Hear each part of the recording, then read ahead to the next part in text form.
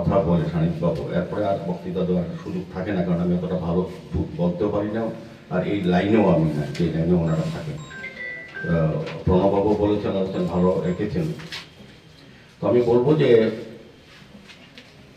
রক্তদান উৎসব আমরা করি বিভিন্ন পর্যায়ে।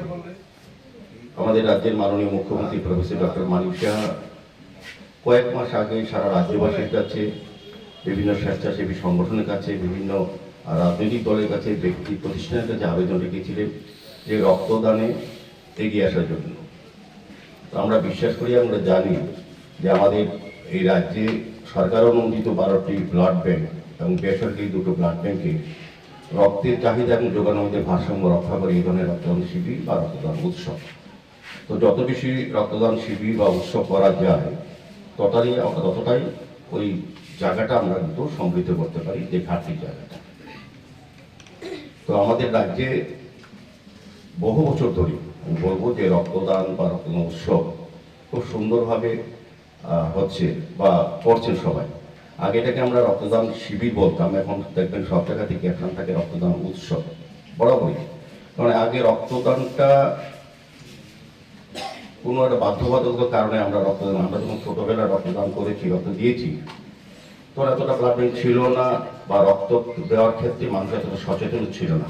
আজকে যেমন মহিলারা, পুরুষরা, যুবক যুবতীরা স্বেচ্ছায় রক্তদানে অংশগ্রহণ করেন বা অনুষ্ঠান পরিচালনা বা তারা নিজেরাই তৈরি করেন এই ধরনের প্রোগ্রামে, সেই ক্ষেত্রে কিন্তু তখন এত ছিল না। আপনাদের অভিজ্ঞতা আছে, ডাক্তার বাবুদের অভিজ্ঞতা আছে, রক্ত কালেকশন করা তখন মুমূর্ষুদের জন্য অনেকটা কঠিন হয়ে যেত।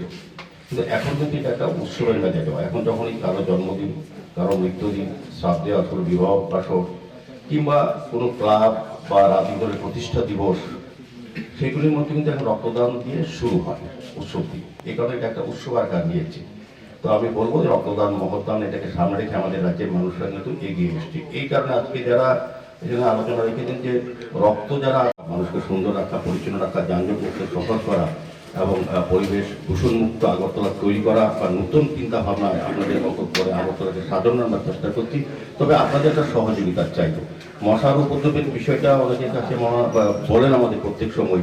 আমাদের যারা শ্রমিক বন্ধুরা আছেন, সাফাই কর্মীরা বা ড্রেন নিয়মিত আমরা পরিষ্কার পরিচ্ছন্ন আধুনিকভাবে করার চেষ্টা করছি, কিন্তু তারপরও কিছু সংখ্যক লোক আছে যারা আমাদের কাজ আমরা যেটা সকালে বললাম তার বিকেলবেলা তার সেভাবেই ড্রেনগুলিতে তার বাড়ির তৈরি করা যে ড্রেনের হচ্ছে আবর্জনা গাবে সেগুলি ড্রেনে ফেলে দিচ্ছে। তো সেক্ষেত্রে কি হচ্ছে, আমরা সকালে যে কাজটা আমরা করি, সন্ধ্যার পর দেখা যাচ্ছে সেই কাজটা বন্ধ হয়ে যায় এবং জল জমাট করে মশা তৈরি হয়। তো আমাদের পক্ষে দিনে থাকা সম্ভব নয় প্রতিটি গলিতে, প্রতিটি পাড়ায় মহল্লায় কি নোংরা আবর্জনা বেড়ে ফেলছে। কাজে আমার মনে হয় আমাদেরকে সচেতন হতে হবে। দুঃখের এবং পরিদেবের বিষয়, আমি সাহিত্যবাবু যেহেতু সাংবাদিকতা করেন, প্রণববাবু আছেন, তাদেরও একটা ভূমিকা আছে, তারা খুব সুন্দর ভূমিকা পালন করেন মানুষের জনমত তৈরি করা। কি করণীয় শহরকে সুন্দর রাখার ক্ষেত্রে তাদের অনেক সময় ভালোভাবে লেখা বেরোয়। আমি এরা খুব খুশি হই। আজকে যেটা বলেছেন আমার খুব ভালো লেগেছে, তিনি সচেতন মানুষকে। রক্তদান শিবির, এটা আমি মনে করি রাজ্যের ইতিহাসে একটা নজির। এরকম টানা ধারাবাহিকভাবে রক্তদান শিবির চালিয়ে যাওয়া, এটা একটা ভীষণ ভীষণ কঠিন কাজ।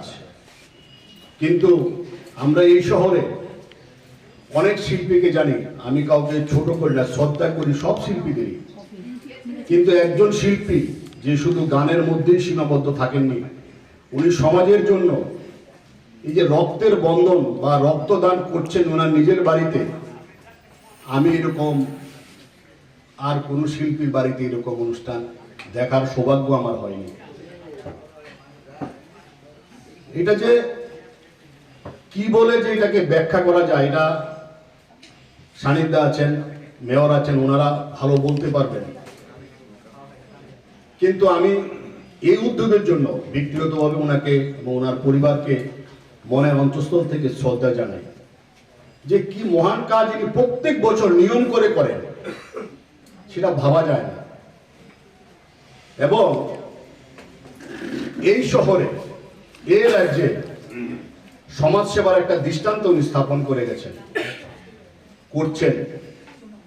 আমাদের মধ্যে আরেকজন যিনি রয়েছেন, সানিদ দেব রায় মহোদয়, উনিও অনেকটাই এই ধাঁচের কাজ করতেন। এ রাজ্যের শিল্পী সংস্কৃতির জন্য ফিল্ম ফেস্টিভ্যাল উনি ব্যক্তিগত উদ্যোগে করেছেন, গণবিবাহ করেছেন, মানুষের প্রয়োজনে, মানুষের বিপদে বললে পাশে দাঁড়িয়েছেন। একটা কথা আজকে না বললে না, কিছুদিন আগে আমাদের চ্যানেলের একটা সমস্যা হয়েছিল, সবগুলো চ্যানেলের। উনি রীতিমতন ঝাঁপিয়ে পড়েছেন কিভাবে আমাদেরকে সাহায্য করা যায়। এই যে একটা